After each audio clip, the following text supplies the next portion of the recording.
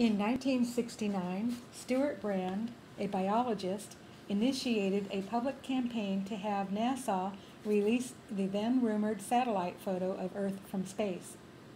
He thought the image would be a powerful symbol, evoking a sense of shared destiny from all the people of the Earth. That image, the blue marble, as it came to be known, became the cover of the original Whole Earth catalog.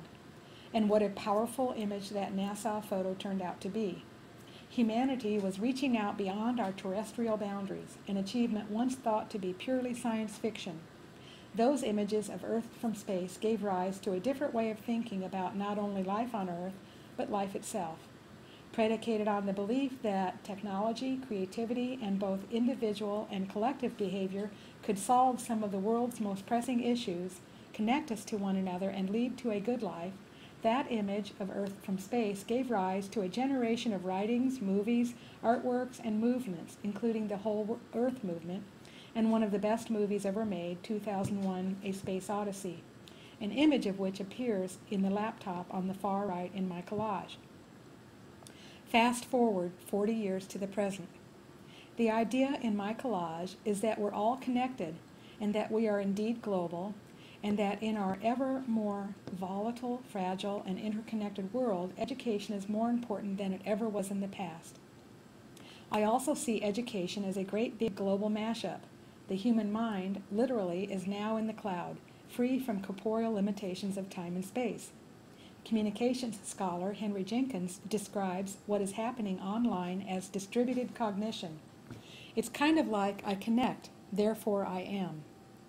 New electronic social media are a game changer in human creativity, connectivity, and education.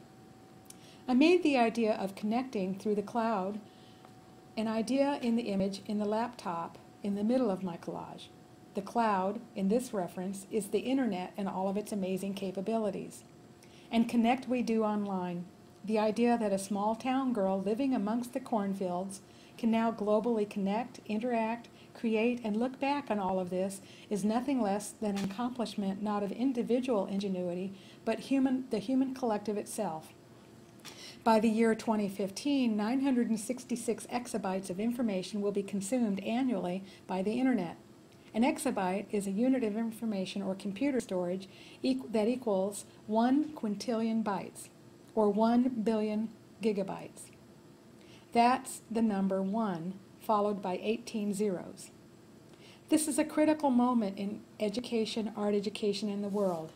And the fact is, we need our best creative minds engaged and working together to craft novel solutions to complicated problems.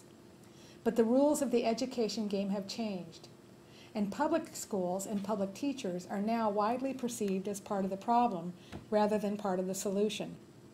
I can't begin to describe how disturbing, misguided, and destructive much of what is said about public education and public teachers by politicians, business leaders, and even ordinary citizens is, other than to say that most of it is closer to a Disney-esque vision of the world than it is to reality.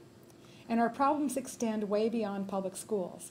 I see teachers, artists, writers, scholars, civic workers, environmentalists, politicians, healthcare providers, therapists, and community leaders all as educators.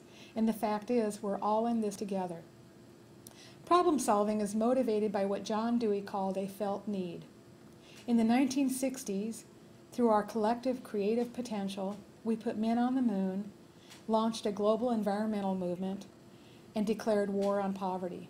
We have the potential to solve the problems of today, but it will require a collective reset of who we believe we are and where we want to go as inhabitants of the big blue marble.